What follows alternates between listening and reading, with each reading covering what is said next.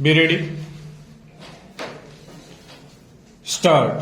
The income tax officer found that so far as the accounts for the were concerned, they were quite satisfactory.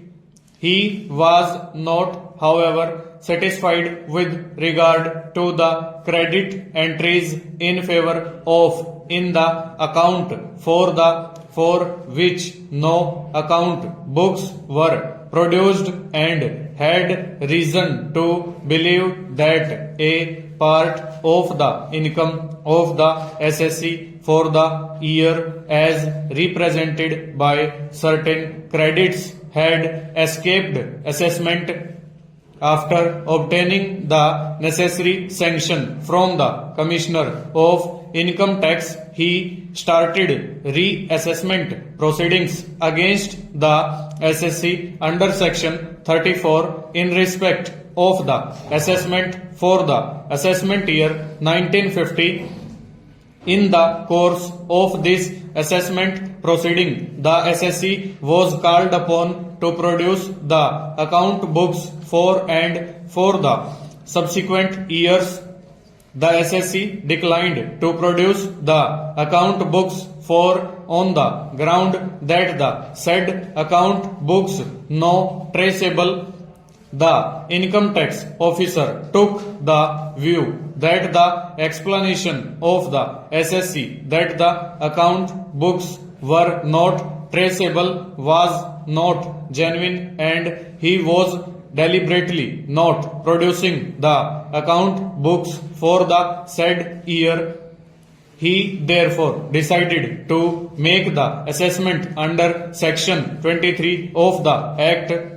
By his letter dated 6th August 1956, he intimated to the SSC his intention to make an assessment under Section 23 and called upon him to supply the explanation as to why an amount of rupees 95,483 credited in the account of during the course of the assessment year should not be treated as the concealed income of the SSC himself. In the said letter, the income tax officer pointed out to the SSC that the statement of account which it has produced when examined along with the account books for the showed that in the account of there was a total debit as the price of the goods exported to him. These debits included the value of the goods amounting to which were shipped at the end of the accounting year for which the price was received from during the subsequent 2006. For the remaining goods shipped during the year which were valued at payments were received from during the course of the year.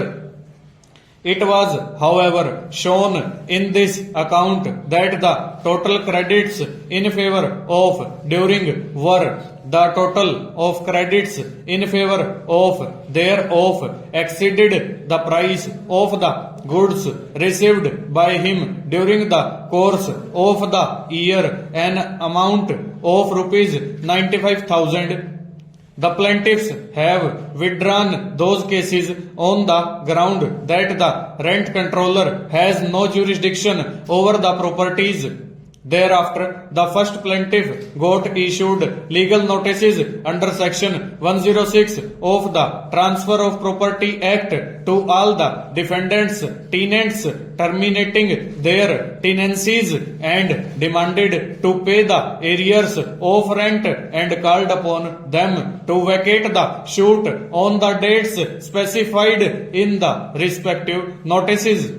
When the defendants denied those claims, the plaintiffs filed the suits.